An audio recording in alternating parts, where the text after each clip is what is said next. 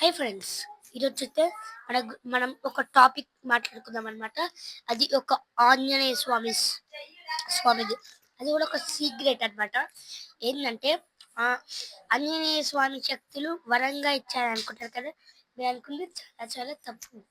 ఆంజనేయ స్వామికి పవర్స్ ఎలా వచ్చాయంటే శ్రీరాముడి వల్ల.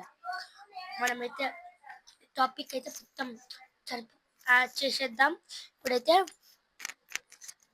మీ వల్లనే నేను ప్రయాణం ఇంతవరకు చేస్తున్నా. మళ్ళీ మనం ఒక సీక్రెట్ మాట్లాడుకుందాం అండ్ వీడియోలోకి వెళ్ళిపోదాం. Let's go.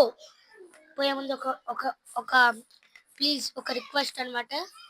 మీరు ఈ వీడియోని అండ్ మా ఛానల్ని సబ్స్క్రైబ్ చేసుకోండి, ఈ వీడియోని లైక్ చేసుకోండి.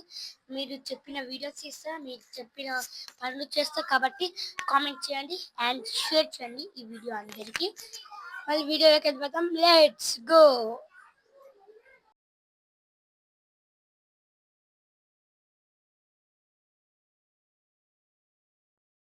అయితే టాపిక్లోకి వెళ్ళిపోదాం. ఇప్పుడు ఏంటంటే ఆంజనేయ స్వామికి శక్తులు ఎలా వచ్చాయి? అందరూ అనుకుంటారు వరాలు వచ్చాయని. అది చాలా చాలా చాలా అబద్ధం. ఎలానంటే అది రామనామం.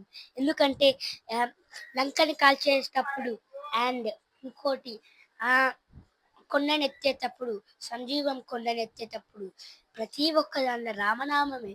రామరామ రామరామ ఒక్కటే. కాబట్టి హనుమంతుడి రియల్ పవర్ ఏంటంటే రామనామం.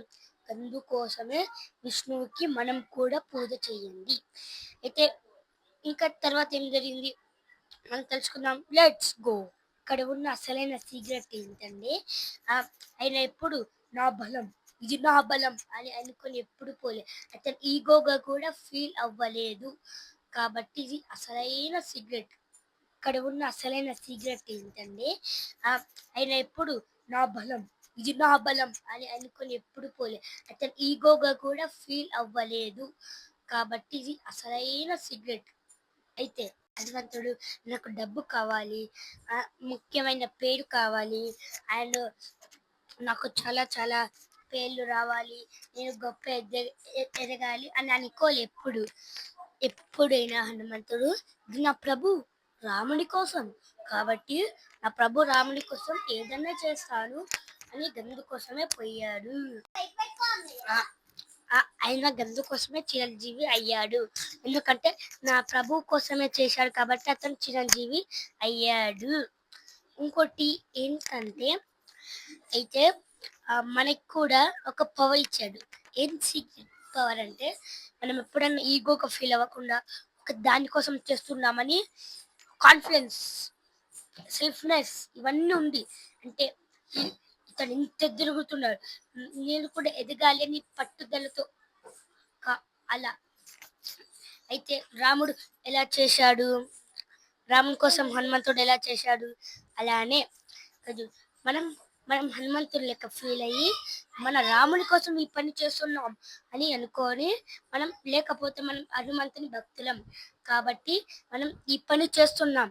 అందుకోసమే ఈ పని పూర్తయ్యే వరకు మనం వదలొద్దు అనే సెల్ఫ్నెస్, కాంట్రలేషన్ ఇవన్నీ ఉంటేనే చేయగలం. హనుమంతుడు ఇవన్నీ ఎలా చేసే కానే హనుమంతుడు ఉంటాడు. అక్కడి సైడే వాళ్ళు అడిగిన కోరికలు తీరుస్తారు. ఫ్రెండ్స్, ఇదైతే ఎండింగ్ అనమాట. ఇంకా సో ఫ్రెండ్స్, మీరైతే ఆంజనేయ తత్వాన్ని చాలా గుర్తుపెట్టుకొని హనుమంతుడు మన నిమ్మటే ఉంటాడు, మన తోడుగా ఉంటాడు. జై శ్రీరామ్, జై హింద్, జై భారత్.